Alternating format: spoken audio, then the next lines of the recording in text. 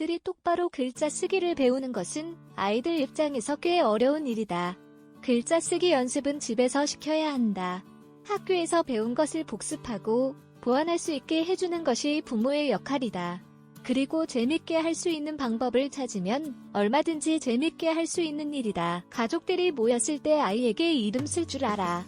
라고 묻는 경우는 정말 흔하다. 누구나 한 번쯤 아이에게 이 질문을 해본 적이 있을 것이다. 쓸 수 있잖아. 여러 번 연습했던 거 기억 안 나? 도와줄게, 써보자, 라고 말해본 경험 누구나 한 번쯤 있을 것이다. 아이가 느끼는 불안을 상상만 해도 우리는 답답해진다. 아이는 26가지 알파벳의 경우 새로운 상징을 배우며 이것으로 새로운 단어를 만드는 것을 배운다. 올바르게 글자 쓰기 아이가 글을 쓰는 일은 아이뿐만 아니라 부모에게도 모험이 된다.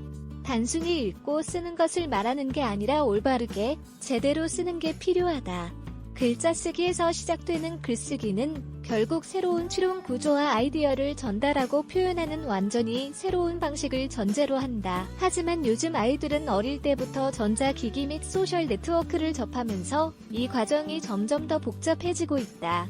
소셜 네트워크에서는 맞춤법 오류나 줄임말이 꽤나 일반화되어 있기 때문이다. 트위터 등의 글자 제한으로 글자를 올바르게 쓰지 않는 것이다.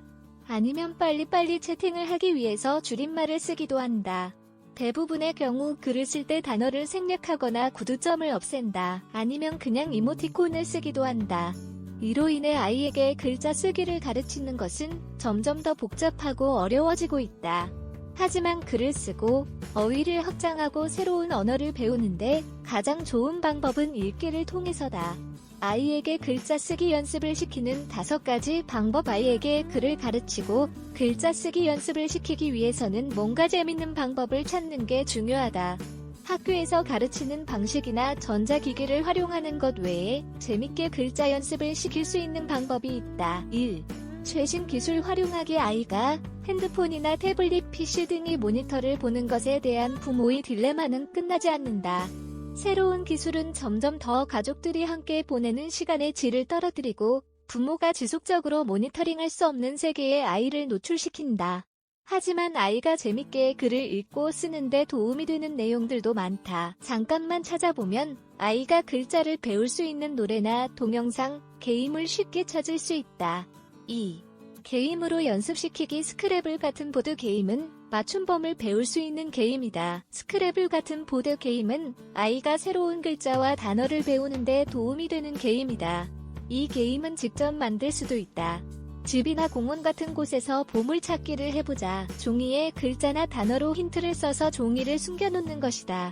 아이가 이 종이를 찾아서 완전한 문장 혹은 단어를 완성하는 방식이다. 리드미 있는 노래를 만들어 각 글자의 특징을 알 수 있게 하는 방법도 있다. 단어와 글자가 어떻게 연결되는지 알려줄 수 있는 재밌는 방법이다. 3. 단어와 문구 가르치기. 종이, 연필, 타이머를 준비해서 특정 글자로 시작하는 단어를 마음껏 쓰게 해보자. 글자를 바르게 쓰게 하는데 도움이 될 뿐만 아니라 단어를 확장하는 데도 도움이 되는 훈련이다. 어린아이와 짝을 지어 게임을 해도 된다. 아니면 단어, 구두점이 쓰여있는 종이를 잘라 끼워 맞추는 놀이를 해도 된다. 같은 단어로 여러 가지 문장을 만들어 보는 것이다. 순서나 점수 같은 것은 스스로 정한다. 이런 놀이를 통해 아이는 각자의 생각을 올바르게 표현하는 방법을 배울 수 있다. 4. 집에서 학교 놀이하기. 학교 놀이를 하는 것도 좋은 방법이다. 엄마나 아빠가 선생님이 되고 아이는 학생이 되는 것이다. 역할은 서로 바꿔도 된다. 이 놀이를 하기 위해서는 책상과 칠판, 의자 등 학교에 있는 물건들이 있어야 한다. 교복을 입혀도 된다. 아마 이렇게 하면 아이들이 정말 좋아할 것이다. 맞춤법 연습 수업을 놀이로 하는 것이다.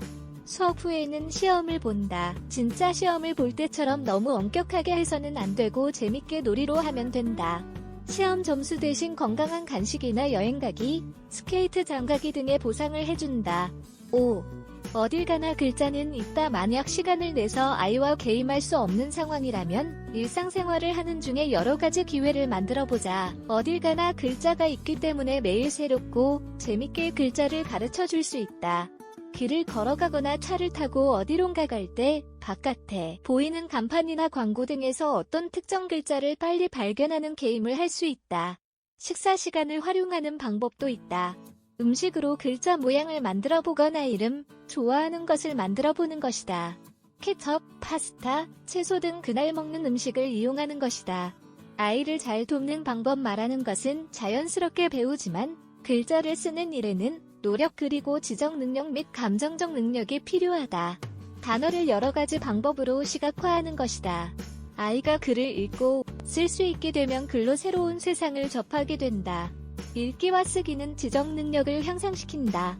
더 나은 일상생활을 할 수 있게 되며 잠재력도 향상된다.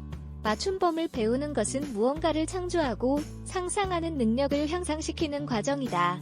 아이들에게 글자를 쓰는 것을 가르치는 과정에서 중요한 가치가 무엇인지 알려줄 수 있다. 언어를 존중하고 책 읽는 습관을 가지며 문학을 사랑할 줄 아는 아이로 키울 수 있을 것이다. 그리고 부모는 아이들에게 모범이 되어야 한다는 것을 기억하자. 우리가 책 읽고 있다면 아이들도 책을 따라 읽을 것이다. 우리가 하루 종일 TV를 보면 아이들도 그렇게 하려고 할 것이다.